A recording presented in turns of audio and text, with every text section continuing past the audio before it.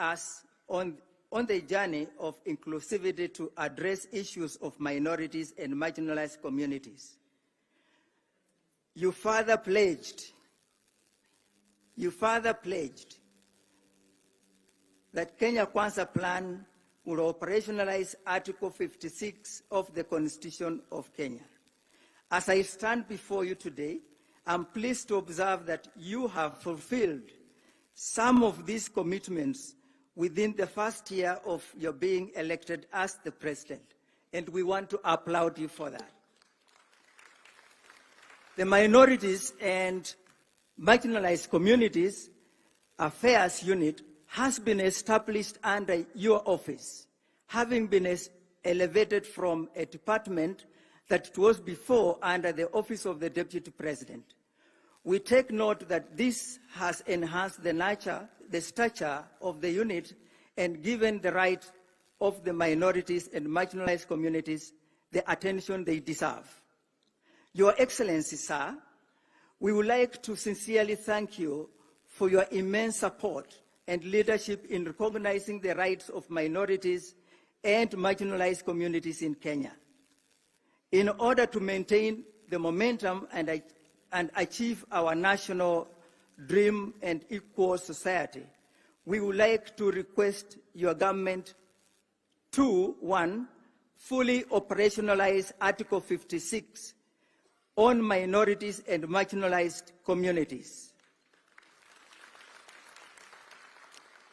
Article 63 on community land. Article 100 on representation of minorities and marginalized groups. In addition, Your Excellency, the National Professional Caucus on Minorities and Marginalized Communities would like to meet with you at a time of your convenience soon, so that we can have a personal relationship and talk as much as we can due to the time limitation. Your Excellency, sir, the journey to this day has been long and onerous. To get here, it has taken unbreakable determination and commitment of many people. Your Excellency, allow me to have a special mention of a few of them. The Chief of Staff and Head of Public Service, Honorable Felix Koskei, who has become an ardent champion of the rights of minorities and marginalized communities. We want to thank you, sir, for playing that role that we are here today. Prime Cabinet Secretary, I have mentioned that, Your Excellency, Honorable Musalia Mudavadi, who has always been supportive of the cause for an inclusive Kenya. Governors who went out of their way to sponsor delegates to this event. PSS, Foreign Affairs, PS Foreign Affairs, Dr. Koril Singoe, who has consistently and selflessly fought for the rights of the minorities and marginalized communities. PS Aurelia Rono, a passionate ambassador of minorities and marginalized communities. Honorable Josephat Lowoi, Director of Office of Minorities and Marginalized Communities Affairs, who has worked tirelessly to make this day realized, and we want to thank him. Wakili Kisabit Kiprop, Legal Affairs Advisor in the Executive Office of the President, who has remained loyal to the struggle for the rights of minorities and marginalized communities. Your Excellency, there is a young man named Moses Olekachike. He set aside his employment and came to the office to support our director, Josephat Lowoi. And through this young man, we can see all these people coordinated together to this congregation. And so we want to thank him. He comes from the Il Jamus community from Baringo. In finalizing, I would like to acknowledge the National Professional Caucus and your government officers who have worked tirelessly, including our sister, whom we have referred to as Chairperson Goyoni. She has rallied us, worked very hard, and made your aspiration realized today. We also want to acknowledge Dr. Raymond Omolo, PS for State Department of Interior and National Administration, who mobilized communities to come here and provided security to them. We want to thank you for that. We want to thank Dr. Belio Kipsang, I saw him around, for supporting the process, the buses that have ferried these delegates, our minorities here. Through your support, we acknowledge that. We acknowledge Sylvia Musalia, PS Wildlife. We acknowledge Umi Bashir, who has been here, PS Culture and Heritage, for the support that you have given us. Ladies and gentlemen, as I conclude, I would like to wish you a Merry Christmas and prosperous 2024. I thank you, sir.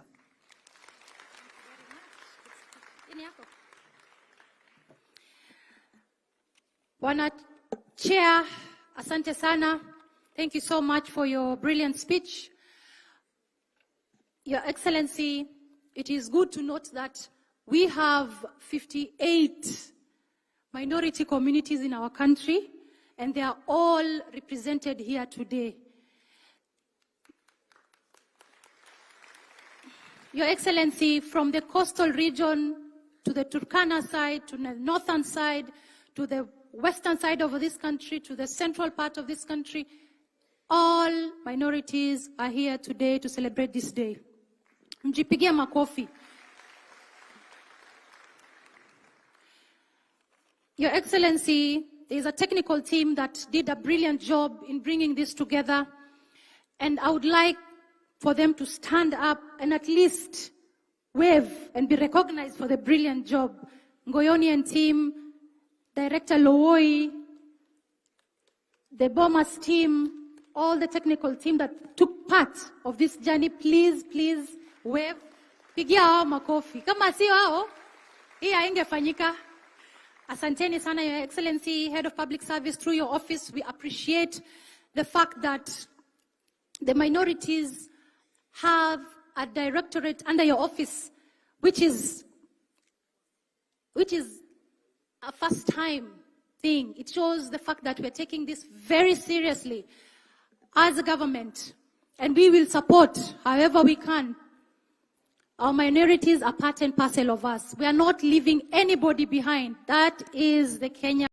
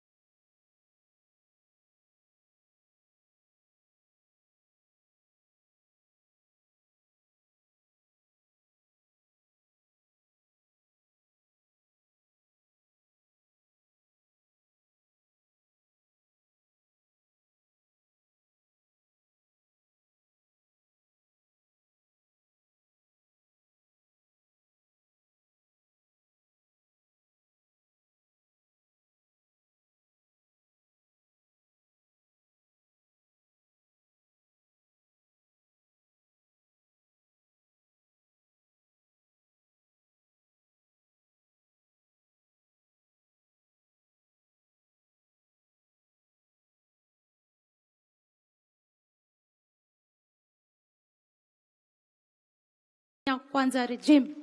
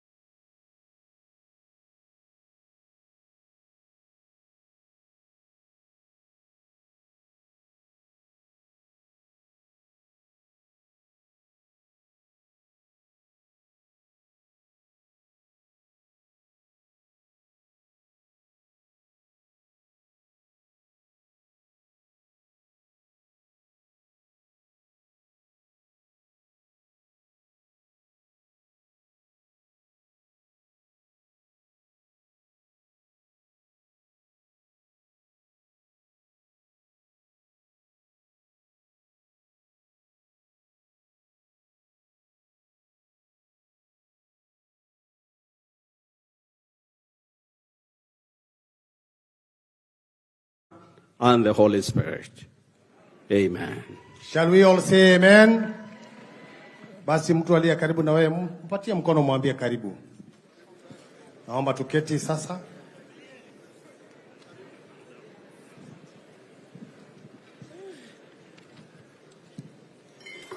His Excellency the Prime Cabinet Secretary Mheshimiwa sana Musalia Mudavadi na viongozi nyote mliokuja, karibuni sana. Jina langu naitwa Alexander Josephat. Hata mimi nimevaa kama minority kwa sababu katika ukumbi huu mimi tu ndio nimevaa hivi, therefore I'm the senior most minority. Karibu sana mheshimiwa. Ningependa tumkaribishe mheshimiwa na viongozi wote kwa makofi. Asanteni sana. Mheshimiwa His Excellency Mheshimiwa Mudavadi. Katika ukumbi huu kuna makundi 69 ambayo ni makundi ya walio wachache katika jamii zetu za Kenya. Lakini katika wingi wao wanafika milioni 3. We are 3 million. Wapi shangwe ya hiyo jamani? You are 3 million. You cannot be ignored. Sisi vile tunajua minority huwa iko parliament, iko pale Senate, lakini wale ni minority wa opposition. Hawa ni minority marginalized. Na tuko hapa kwa sababu ya kusherehekea siku ya kwanza ya kutambua uwepo wa hawa watu. Katika sheria, mimi sio mwanasheria, article 56 imetambuliwa kuanzia leo. Imekuwa marginalized hiyo article, lakini leo inatambulikana. Na sasa tunakuletea burudani. Tumekuwa na burudani tangu asubuhi. Walioandaliwa kukutuletea burudani mheshimiwa na viongozi wote walio hapa. Wa kwanza watakuwa ni Warandile kutoka Marsabit. Marsabit wanaingia Warandile, wanatuletea ngoma yao. Watafuatwa na Wayu Wata. Wanaingia hao Warandile.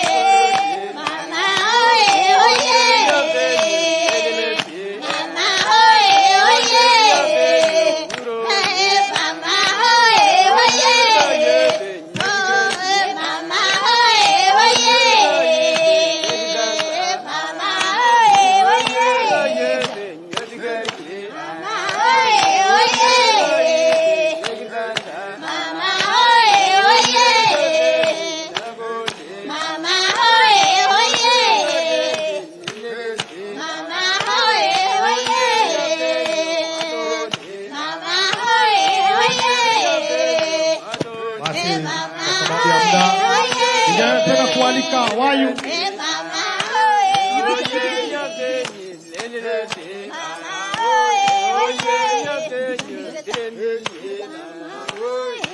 Asante sana Arandile group.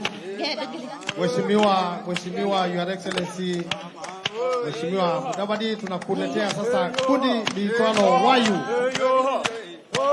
Wayu wanaingia. Wengine wanapoondoka. Asanteni, nisaidieni wanapoondoka hao kwa sababu ya muda. Na baada ya hao watakuwa Batura na Sengwen Batura Cherengani.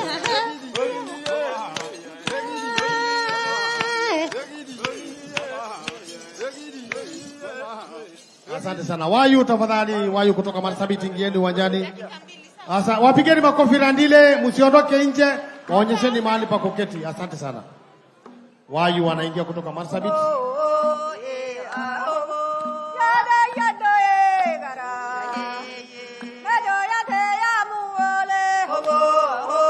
Wanakuja kwa njia hiyo ni Wayu kutoka Marsabit. Batura wawe standby.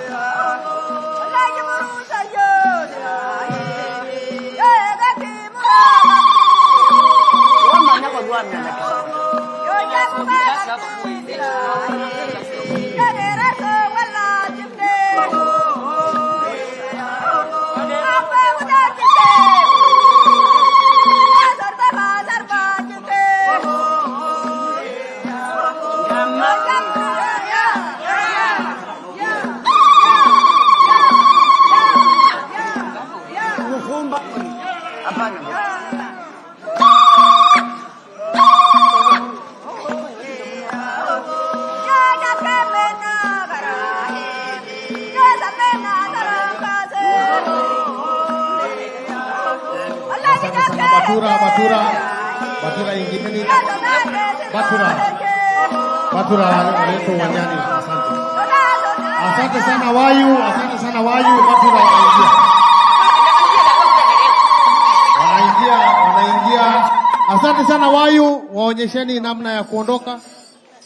Hata huyo ndovu mweusi, sijui hatujaona ndovu mweusi lakini amepatikana leo. Hata hii ndovu ni minority kwa sababu hakuna ndovu ingine kama huyu.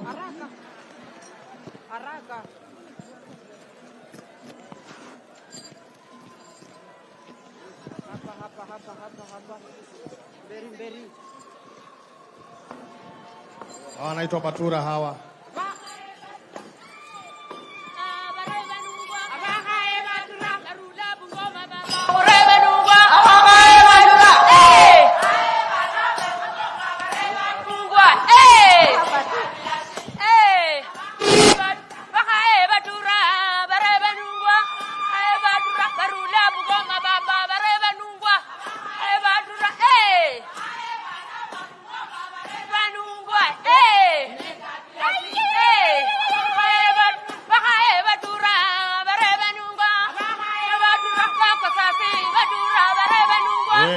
Wakimaliza hao watakuja Sengwer kutoka Cherangani. Sengwer Cherangani.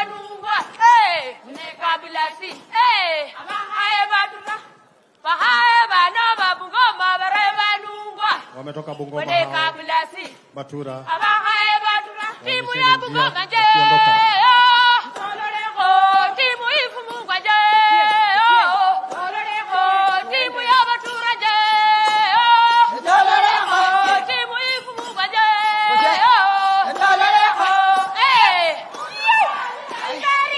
Asante sana, wanaingia Sengwer kutoka Trans Nzoia. Wanakuja kwa wingi wao.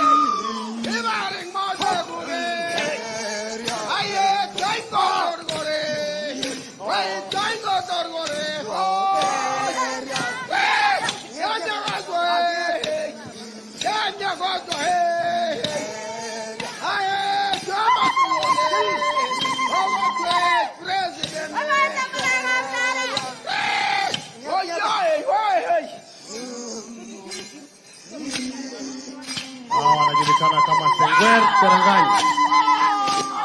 Sengwer Cheranganyi kutoka Tanzania. Ndio mara kwetu.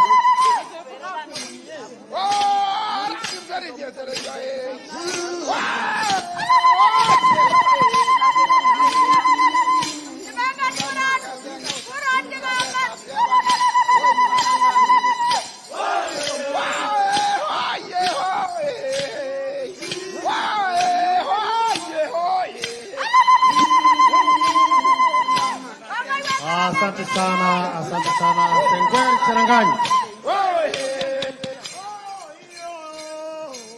Asante sana, wanaondoka.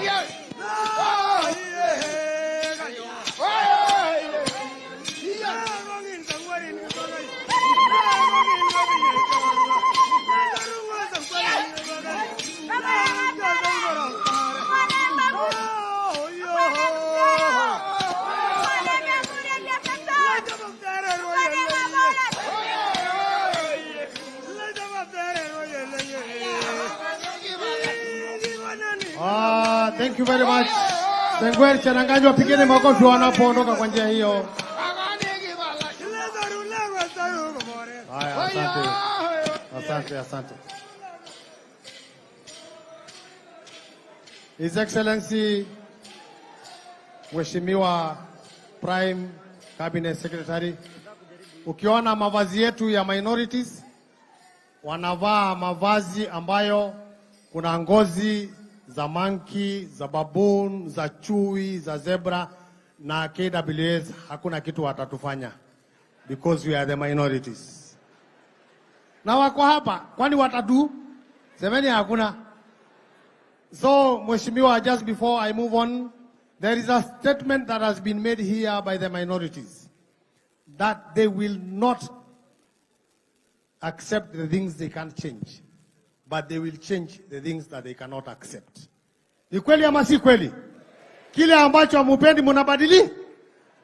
Yes, na itabadilishwa leo kupitia hotuba ambayo najua itasomwa nzuri sana tunapokuwa na mwanzo kabisa wa siku ya minorities walio wachache katika nchi ya Kenya mwaka wa 2023. Basi nampisha sasa Prime Secretary wa Culture dada Umi Bashir anaposimama. Mkaribisheni kwa makofi dada yule kiongozi shupavu kweli kweli. Karibu sana mami. God is good and all the time. Assalamu alaikum. Good afternoon, everybody. Asante sana, MC wetu for the day. I'd like to first of all recognize our esteemed guests. Kama sio nyinyi, leo haingekuwa inawezekana. Jipigieni makofi. The minorities of our country. Your Excellency, CS Musalia Mudavadi, Your Excellency, Head of Public Service, Chief of Staff, Felix Kosgei, my CS Aisha Jumwa, CS Linturi, CS Machogu, and all CSs present. All PSs who are here, please stand up and wave. Thank you so much. Wapigeni makofi. I'd like to also recognize the MPs who are here today. Honorable Yaqub Ado, MP Bura. Honorable Umul Khair Harun, MP Nominated Youth. Honorable Mary Emase, MP Teso South. Honorable Marwa Katayami, PS Kuria East. Tafadhali simameni and wave.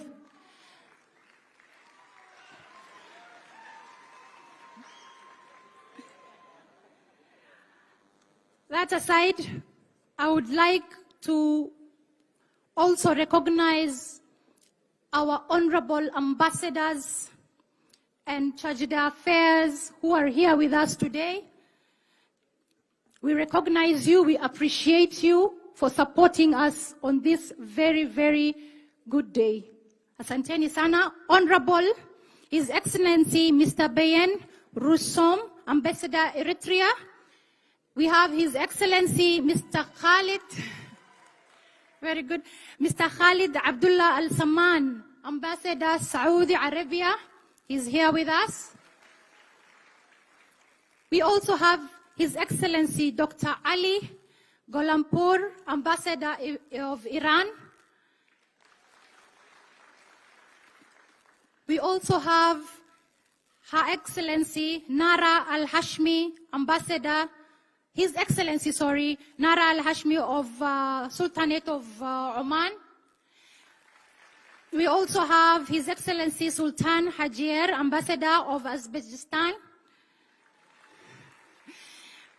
Present are also Charge d'Affaires, Embassy of Argentine Republic. We have the Embassy of Republic of Egypt. Present also, supporting us, is the Charge d'Affaires of Nigeria High Commission.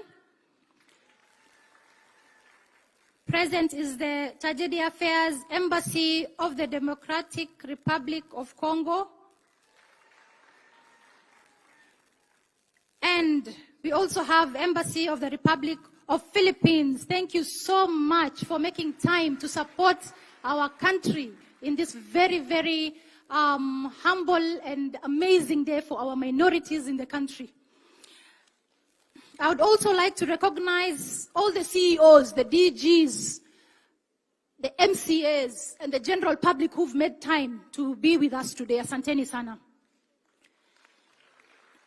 Your Excellency, I would like to recognize the fact that this is the first day, the first time in our Kenyan history that we are celebrating our minorities as a country.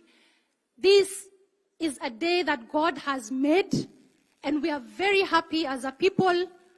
And the fact that from 1992, when this day was commemorated, this is the first time as the Republic of Kenya that we are recognizing and setting aside a day to celebrate our minorities. So, Your Excellency, we're very happy that they are here and you're here too.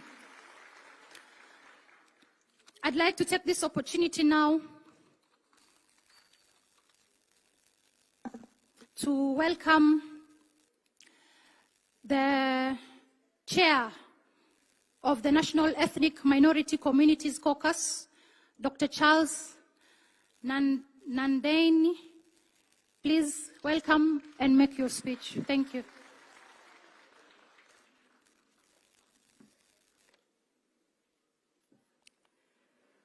Minorities and marginalized, Mjamboni. Thank you very much for coming and making this day to look like it is looking today. Your Excellency, the Prime Cabinet Secretary and Diaspora, Foreign Affairs Cabinet Secretary, Mr. Wycliffe, Honorable Wycliffe Musalia Mudavadi, Chief of Staff and Head of Public Service, Cabinet Secretaries and PSS present, development partners, members of our two parliaments that are present, governors and members of county assemblies, fellow members of the professional caucus present, distinguished guests, good afternoon.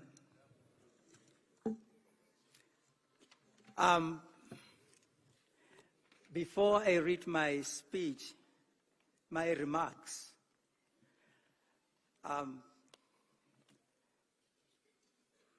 I would like to congratulate you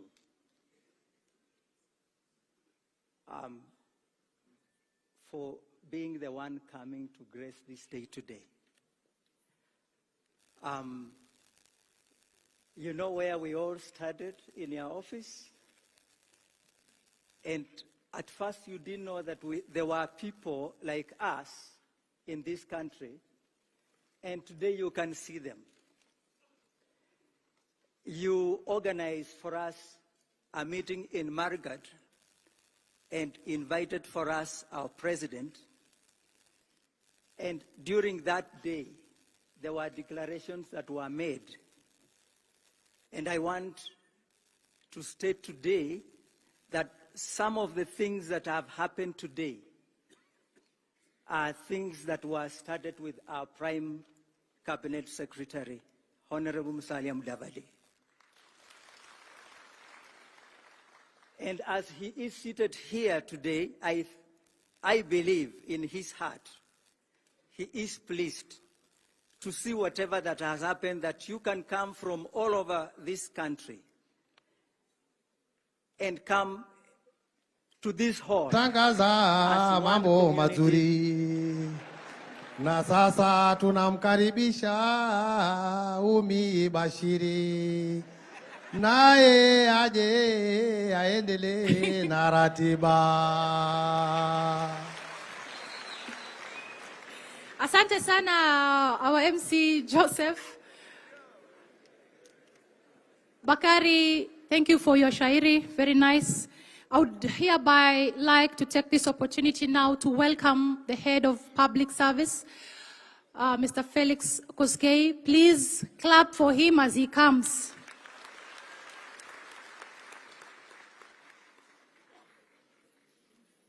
Thank you, Madam PS. The Prime Cabinet Secretary, Honorable Musalia Mudavadi, the Cabinet Secretary is present, Principal Secretary is present, members of the Diplomatic Corps present, Chairperson of Bomas of Kenya, community leaders present, invited guests, ladies and gentlemen, good afternoon. Let me begin by welcoming you to this historic event, where Kenya is for the first time celebrating the United Nations Minority Rights Day, since the United Nations in 1992 adopted the Declaration on Rights of Persons belonging to national or ethnic, religious, and linguistic minorities. I recognize and appreciate that you have come in your numbers from some of the remotest corners of this country, and I thank you for honoring our invitation to this celebration. This is a clear demonstration of your determination for the continued social and economic transformation of your communities. You are all part of a very special and more momentous occasion. As you are aware, His Excellency the President, upon assuming office, made a solemn vow to uphold the Constitution and run the affairs of the state in line with the rule of law. It is in furtherance of this commitment that my office, as the administrative head of the Executive Office of the President, spearheaded the organization of the celebrations we are having today. Your presence here is a demonstration of the government's commitment to protect and promote the fundamental rights and freedoms enshrined in Chapter 4 on the Bill of Rights, and to guarantee their enjoyment without discrimination or hindrance. Further, these celebrations recognize that due to historical, political, administrative, and social acts of commission or omission, some communities, mostly represented here, have remained marginalized and alienated in terms of access to resources and participation in national decision-making and development. It is a recognized fact that no country can attain full economic, social, and political development if part of its population remains marginalized and unengaged. This is a situation the government is committed to correct through all the necessary legal, policy, administrative, and institutional mechanisms in order to ensure that the country taps into the potential of every individual and community as we strive to build a strong, stable United Nations. We therefore request our friends, development partners, private sector, and all people of goodwill to partner with the government of Kenya to support the mainstreaming of marginalized and minority affairs by providing resources and technical assistance so that also the marginalized and the minorities are taken care of. An important step to begin this transformational journey is by recognizing, packaging, and celebrating the knowledge, practice, art, and way of life of the minority and marginalized communities in this country. The celebrations, therefore, give you a unique opportunity to showcase to the rest of the country the richness of your culture and heritage through song, dance, cuisine, attire, values, and principles that have so remarkably contributed to defining Kenya's collective identity. Your dedication to cultural preservation have been pivotal in promoting tourism, environmental conservation, balanced human-wildlife cohabitation, and traditional nature-based medicine and health. So I encourage you to proudly and boldly spotlight your unique achievements, opportunities, challenges, and demonstrate to the world that you possess the necessary resilience to be impactful players, not only in national affairs, but also in global affairs. You have much to contribute to the challenges facing the world, especially in such areas as climate mitigation, peace, security, national values and principles, and the preservation way of African way of life. The government is fully committed to your empowerment and active participation in nation building and global affairs. In this respect, we will ensure that these celebrations become an annual event. As I conclude, let me say a big thank you to the team of principal secretaries and all public officers, both in the national government and the county governments, who worked tirelessly to ensure that the successful organization of this event. Allow me now to wish you a very joyous and successful day, and a Merry Christmas and Happy New Year. It is now, Your Excellency, it is now my pleasure to invite the Prime Cabinet Secretary, Honorable Musalia Mudavadi, to make his remarks. Welcome, Your Excellency. Thank you very much. God bless you. God bless Kenya.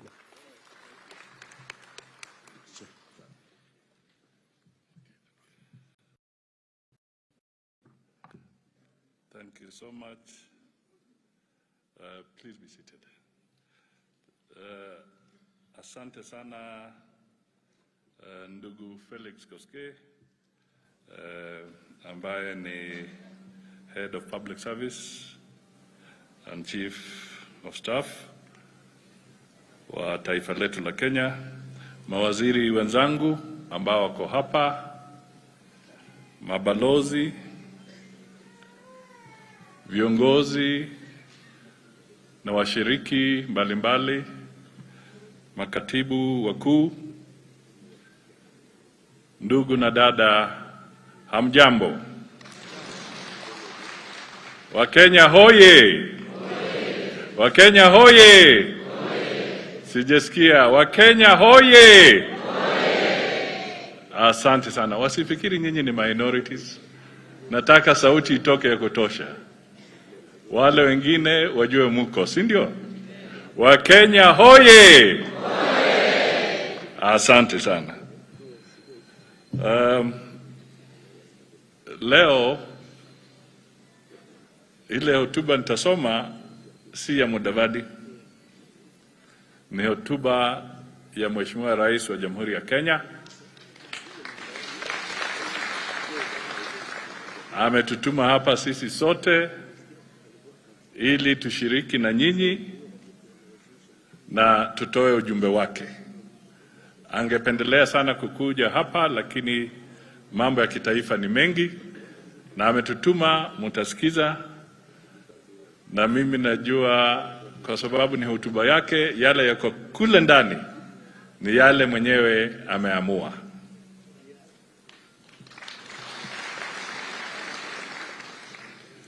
Kwa hivyo usiseme Mudavadi alisema, ni hotuba ya Mheshimiwa Rais wa Jamhuri ya Kenya. Na nataka tu nidhibitishe vile chairman wenu alisema, ni ukweli. Wakati Rais wa Jamhuri ya Kenya alikuwa kwa harakati za campaign, tulipanga na viongozi wa minorities na tukakuwa na sherehe kubwa kule Baringo, na Mheshimiwa Rais wakati ule, ingawa alikuwa kwa harakati za campaign, akakuja pale kama mgeni wa heshima kudhibitisha kwamba yeye atasimama na nyinyi, na hatimaye kwa manifesto yake ya Kenya Kwanza akaweka programu yake ya minorities kule ndani. Kwa hivyo sasa wacha nisome hotuba yake.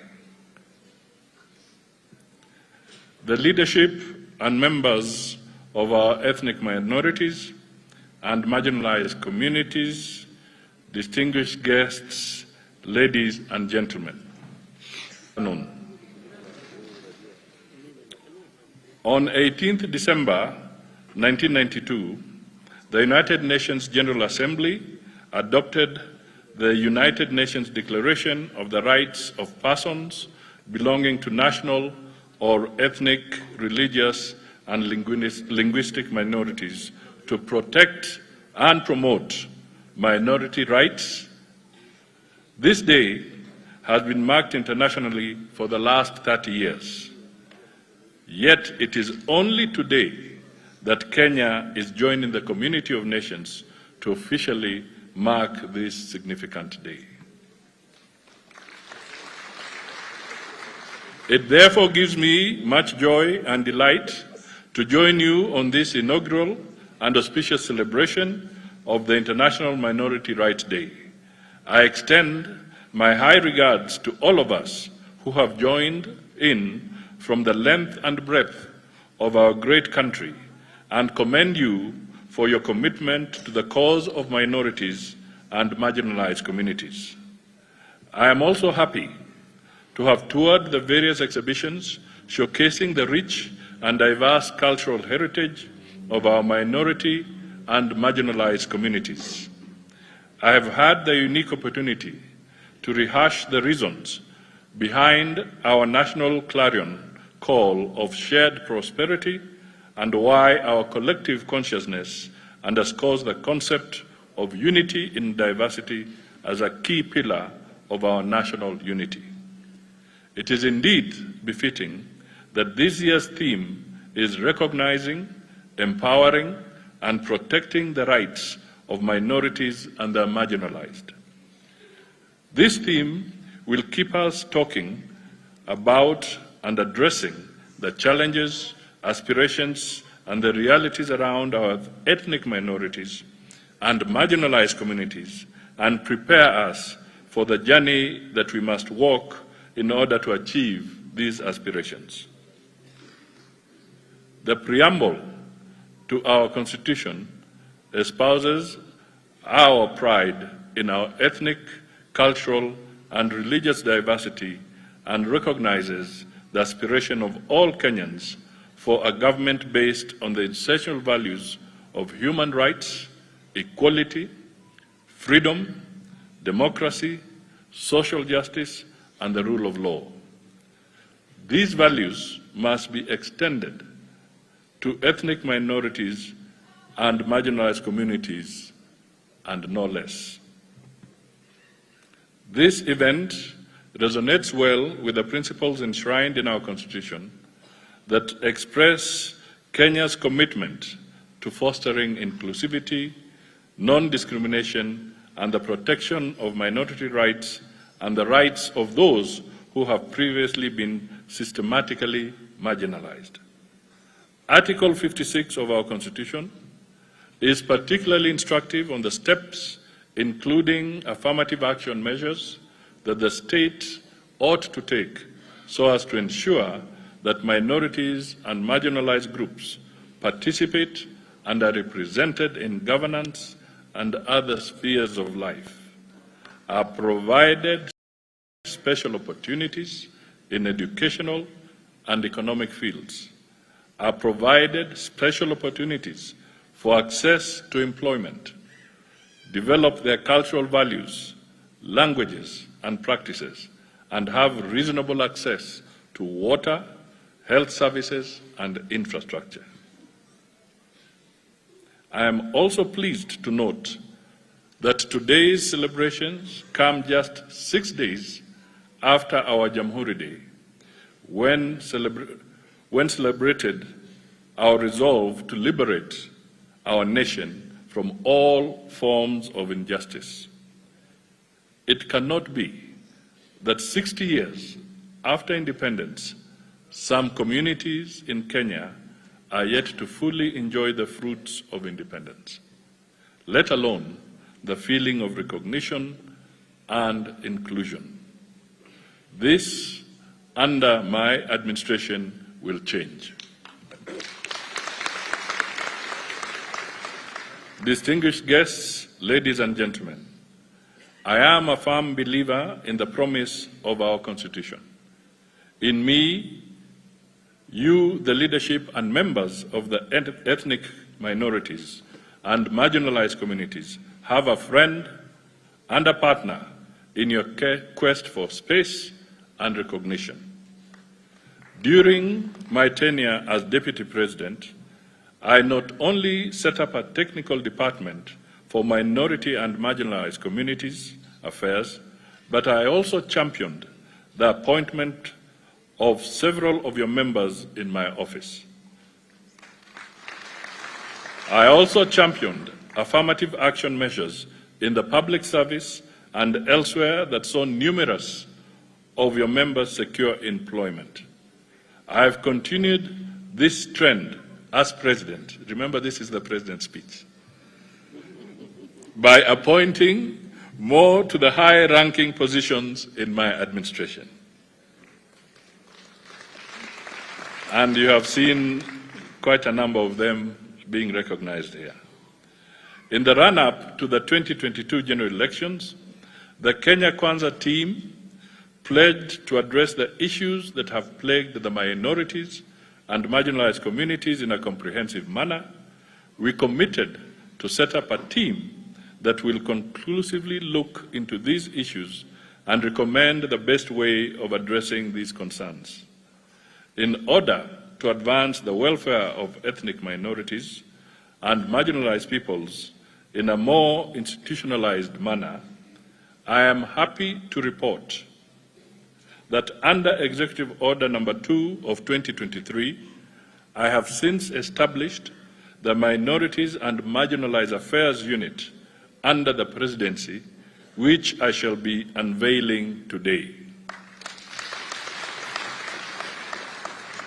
I established that unit to spearhead my office's agenda of recognizing, promoting, and protecting the rights of ethnic minorities and marginalized communities. In recognizing the critical importance of an inclusive government that reflects the diversity of our nation, my administration seeks to deliberately involve representatives from minority and marginalized communities in the decision-making processes. Whereas we shall front policies that are responsive to the needs and aspirations of all citizens, special attention will be paid to those policies that advance the cause of these special interest groups. Ladies and gentlemen, it is difficult to discuss minority and marginalized rights without broaching the subject that is land and land rights.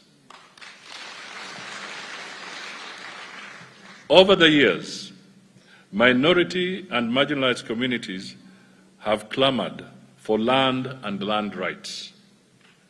They are some of the most affected by what our Constitution terms as present and historical land injustices. Many cases have ended up in both local and international courts. I direct the Ministry of Lands to work closely with the National Land Commission to comprehensively address these concerns as guided by Articles 60, 63, and 67 of the Constitution. In the same breath, if there is any particular group of people that often bear the brunt of the adverse effects of the climate change phenomena, it is this special interest group. By virtue of their distinct geographical placement, these communities have for years now been the faces of drought and floods. As a result, many in these communities remained mired in hunger, disease, and the unending cycle of poverty. It is about time that we turn the tide, and I am happy to report that Kenya is taking the lead, especially in Africa, in confronting this climate change menace. To mitigate the effects of climate change, exemplified by the ongoing torrents of rain pounding different parts of the country, more so areas inhabited by the minority and marginalized communities, my administration is working with county governments to ensure we lessen the suffering of our people. Many a times, the problems facing minority and marginalized communities are compounded by rampant insecurity, characterized by incessant cattle rustling and runaway banditry. Earlier this year, we served notice on these domestic terrorists, warning them that it is about time they ditched their evil and barbaric ways. I swore to protect the life and livelihood of every Kenyan, and I have no intention of breaking that vow. As we speak today, the guns in the North Rift and other banditry-prone areas of our nation have largely been silenced. I urge our security forces not to relent in this pursuit of peace and tranquility in all parts of our country. We are also working round the clock to ensure that plans by foreign terrorists that threaten citizens in our frontier counties are thwarted and foiled. Our intelligence service remains alert and laser-focused at all times. Not even an inch of Kenya shall be surrendered to criminal elements. In the plan, we pledge to strengthen devolution by completing the transfer of all functions constitutionally earmarked to counties, improving county governments' capacity to generate their own income, and ensuring that shareable revenue is transferred to counties in a timely and predictable manner. By strengthening devolution, we give fresh impetus to our aspirations of ensuring that every part of Kenya, including the historically marginalized counties, feel the presence of not only power but resources. I am happy to note that devolution is now stronger than ever, and we shall work even harder to uphold its objects. At this juncture, let me urge our county governments to adhere to the principles of inclusion and integration of minorities and marginalized groups set out in Section 97 of the County Governments Act. These principles should be at the front and center of governance in our counties. The success witnessed in the organization of this event today is another first in the war against discrimination, exclusion, and marginalization in Kenya.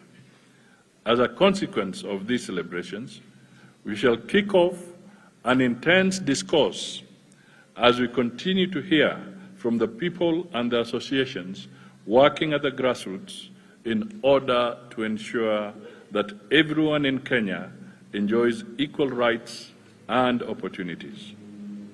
Fellow countrymen and women, the event will continue to promote a shared understanding of the constitutional values that underpin the nation's commitment to inclusivity, fostering a sense of duty and responsibility among citizens. We must, therefore, unite among all public institutions in both national and county governments, with various partners in the corporate world, trade unions, non-governmental bodies, civil society, and international partners to continue the conversation aimed at advancing the welfare of minorities and the marginalized. It is for this reason that I undertake to establish a task force that will undertake a comprehensive review of all government policies, programs, actions, and omissions, both present and past, advise on how they have affected the minority and marginalized communities, and recommend appropriate steps aimed at prospering, promoting, and protecting them. It is expected that this task force shall come up with various recommendations, including the policy, legal, and institutional frameworks necessary to drive the affirmative action programs targeted at promoting and protecting the rights of minorities and marginalized communities.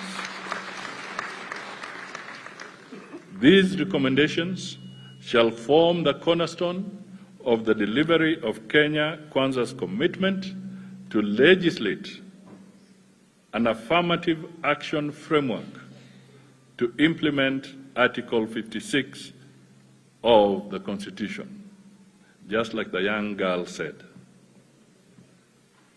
Indeed, we meant it when we spoke about building a Kenya ya usawa, where every citizen will feel that they belong. I am pleased henceforth to announce that the marking of the International Minority Rights Day shall, from now onwards, be an annual event.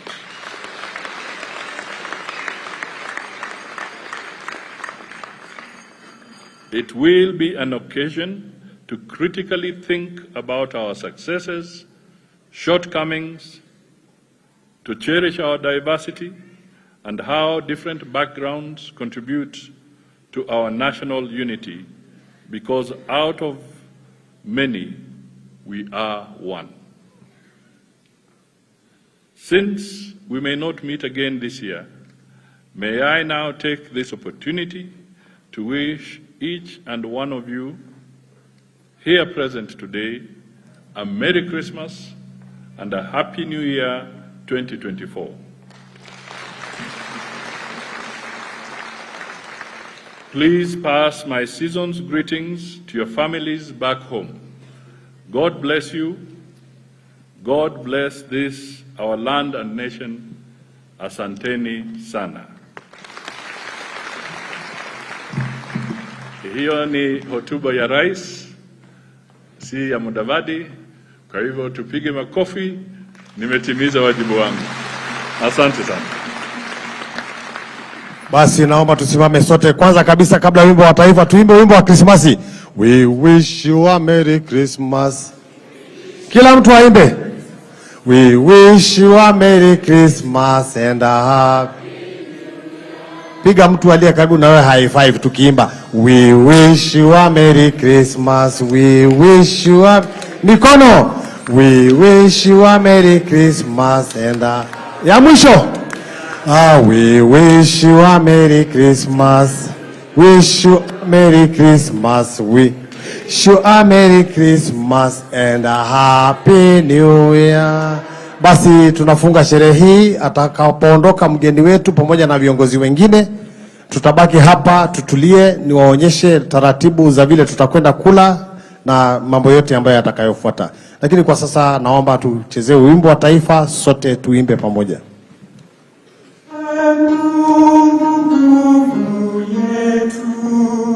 Ilete baraka kwetu, haki wengao na mlinzi, na tukae na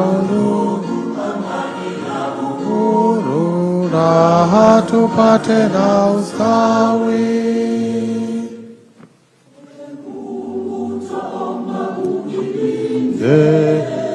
Jumuiya Afrika Mashariki, tuwezeshe kuishi kwa amani, tutimize na malengo yetu.